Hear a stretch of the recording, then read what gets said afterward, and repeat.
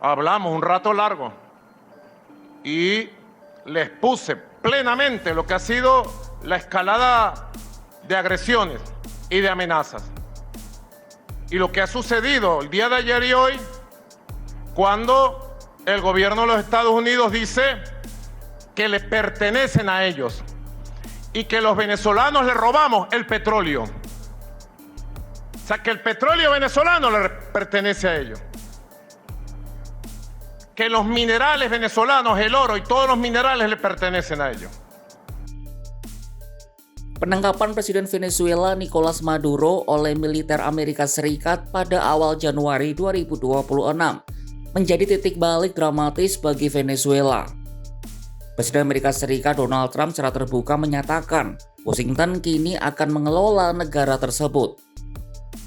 Fokus utamanya sangat jelas, yakni mengambil alih kendali penuh atas cadangan minyak Venezuela yang terbesar di dunia. Namun langkah ini diprediksi tidak akan berjalan mulus. Di balik reruntuhan politik Caracas, China, Rusia, dan Iran telah bersiap menjaga kepentingan strategis mereka yang bernilai miliaran dolar Amerika Serikat.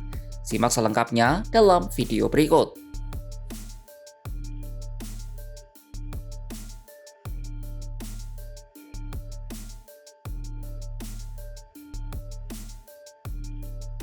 Presiden Amerika Serikat Donald Trump menyatakan negaranya akan mengambil alih cadangan minyak Venezuela. Ia juga membuka peluang bagi perusahaan-perusahaan minyak Washington untuk berinvestasi di negara tersebut. Pernyataan itu disampaikan Trump dalam konferensi pers di resort Mar-a-Lago pada Sabtu 3 Januari 2026, hanya selang beberapa jam setelah operasi militer AS sukses menangkap Presiden Venezuela Nicolas Maduro. Trump mengatakan pemerintahnya akan meminta perusahaan minyak terbesar negeri Paman Sam untuk masuk dan menguncurkan investasi miliaran dolar guna memperbaiki infrastruktur minyak Venezuela yang tak terurus. We're not going to just do this with Maduro, then leave like everybody else, leave and say, let it go to hell. If we just left, it has zero chance of ever coming back. We'll run it properly, we'll run it professionally, we'll have the greatest oil companies in the world go in and invest billions and billions of dollars and take out money, use that money in Venezuela, and the biggest beneficiary are going to be the people of Venezuela. And also, I can't stress this strongly enough, the people that got thrown out of Venezuela that are now in the United States, and frankly, some want to stay and some probably want to go back, yeah. Venezuela adalah negara dengan cadangan minyak mentah terbesar di dunia. Merujuk data Badan Informasi Energi AS atau EIA, angkanya mencapai 303 miliar barel alias 1/5 dari cadangan minyak global.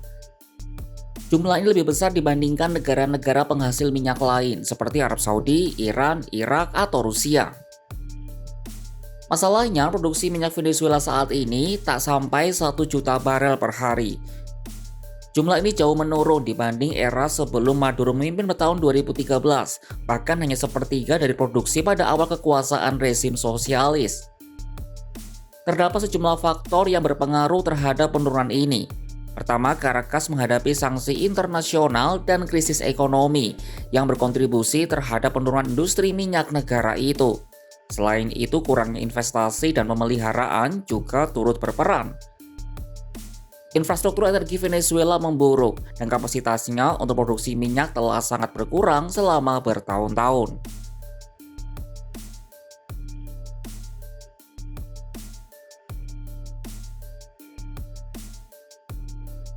Pangkat Trump menguasai minyak Venezuela bukan tanpa hambatan.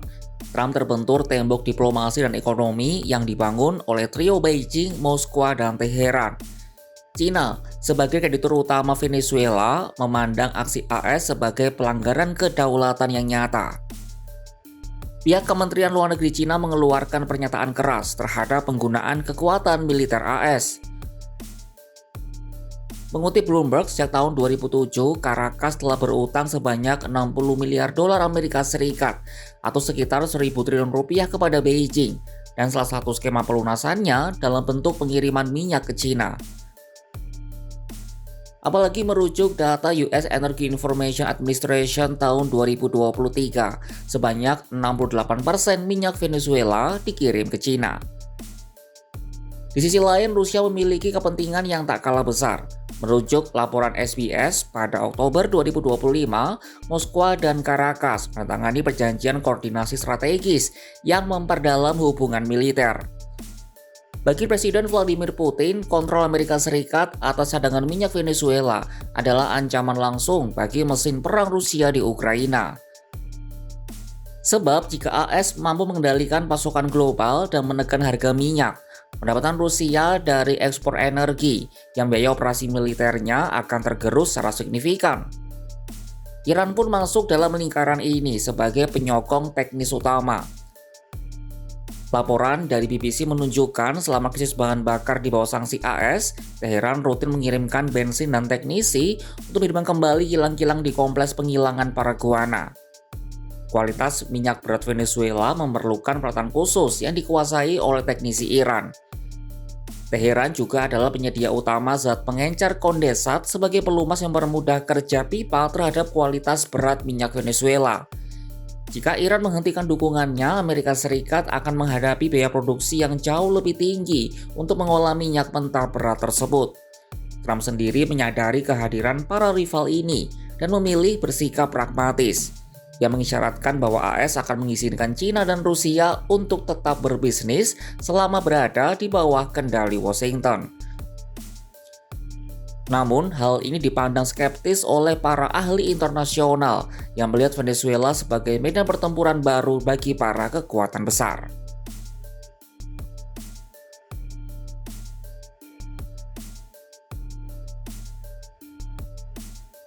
Meski Presiden Nicolas Maduro telah ditangkap, struktur pemerintahan di Caracas belum sepenuhnya runtuh.